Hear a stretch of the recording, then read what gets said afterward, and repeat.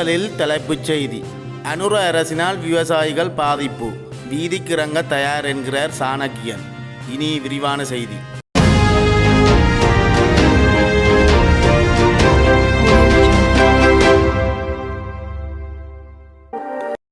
தற்பொழுது நாட்டிலே பல பிரதேசங்களிலே விவசாயிகள் நெல் அறுவடை செய்து வரும் காலப்பகுதி.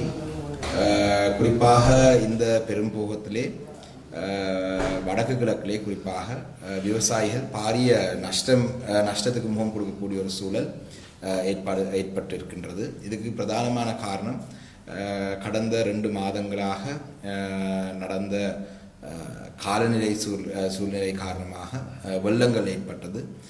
இந்த ஏற்பட்ட வெள்ளங்களின் காரணமாக விவசாயிகளுடைய பல நிலங்கள் வெள்ளத்தால் பாதிக்கப்பட்டது. இதுக்கும் குறிப்பாக நாங்கள் பல இடங்களிலே இதை சொல்லியிருக்கிறோம்.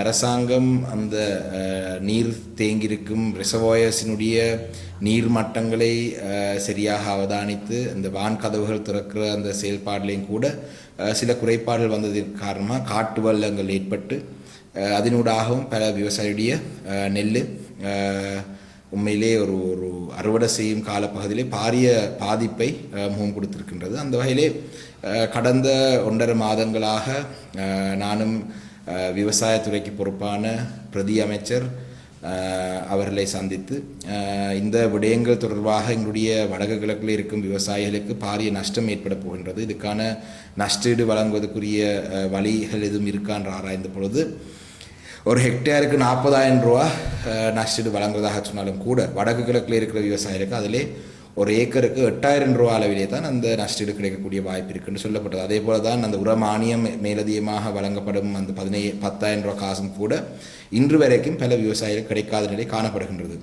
அதே நேரத்திலே தற்பொழுது இந்த விவசாயிகள் அறுவடை செய்யும் காலப்பகுதிக்கு அண்மித்த காலத்திலே நாட்டுக்குள்ளே அரிசி இறக்குமதி செய்ததினூடாக நாட்டிலே ஒரு பக்கம் அரிசி தட்டுப்பாடு, இறக்குமதி செய்ததையும் ஒழுங்காக செய்யவில்லை. அந்த இறக்குமதி செய்த அரிசி மக்களுக்கு கொள்வனவு செய்யக்கூடிய வகையாக கிடைக்கவும் இல்லை. அதே நேரத்திலே சந்தையிலே இனி வரும் இந்த அறுவடை செய்கிற காலப்பகுதியிலே அதிகளவான இறக்குமதி செய்யப்பட்ட அரிசி இருக்கும் காரணத்தினால் நெல்லினுடைய விலை குறைவாக காணப்படுகின்றது. தற்பொழுது விவசாயிகள் கிழக்கு மாகாணத்திலே குறிப்பாக மட்டக்களப்பிலே போல பிரதேசங்களில் விவசாயிகள் நெல் அறுவடை செய்யும் பொழுது அரிசி ஆலயங்களுடைய உரிமையாளர்கள் மிக குறைந்த விலைக்கு இந்த நெல்லை கொள்வனவு செய்வதற்கு தான் எத்தனிக்கிறார்கள். அந்த வகையிலே இந்த முறை அரசாங்கத்தினுடைய சில செயல்பாடுகளின் காரணமாக விவசாயிகள் பாரிய நெருக்கடியை முகம் கொடுக்க போகின்றார்கள். அதே போல தான் இன்று காலையிலே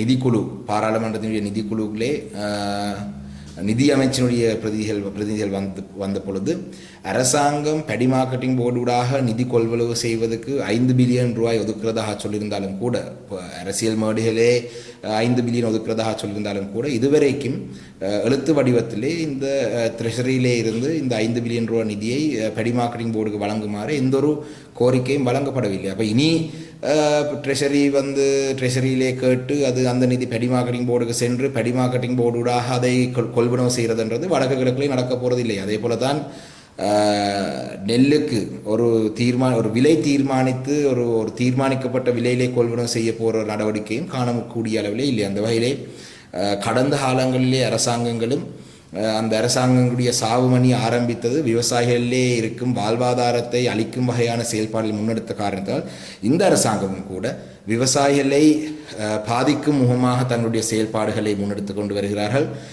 வடக்கு கிழக்கில் இருக்கும் விவசாயிகளுக்கு சரியான விலை இந்த முறை கிடைக்கப் போவதில்லை.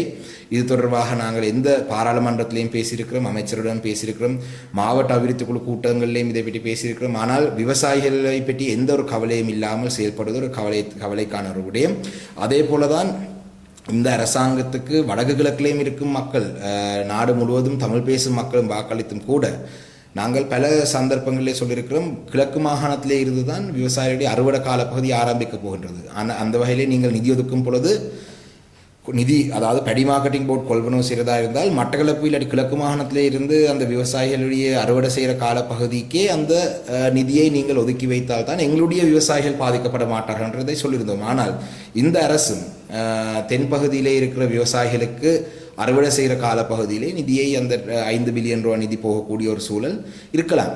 இன்னும் அதுக்கான முன்னேற்பாடு இல்லாவிட்டாலும் கூட அது அந்த நேரத்தில் கிடைத்தால் எங்களுடைய வடக்கு கிழக்கில் இருக்கிற விவசாயிகள் மீண்டும் ஒரு முறை இந்த அரசாங்கத்தின் கீழேயும் பாதிக்கப்படுவார்கள். அந்த வகையிலே எதிர்வரும் காலத்திலே விவசாயிகளுக்காக நாங்கள் விவசாயிகளுடன் இணைந்து விவசாயிகளுடைய தேவைக்காக கோரிக்கைகளுக்காக அரசாங்கத்துடன் நாங்கள் தொடர்ந்து பேச்சுவார்த்தை ஈடுபடுவோம்.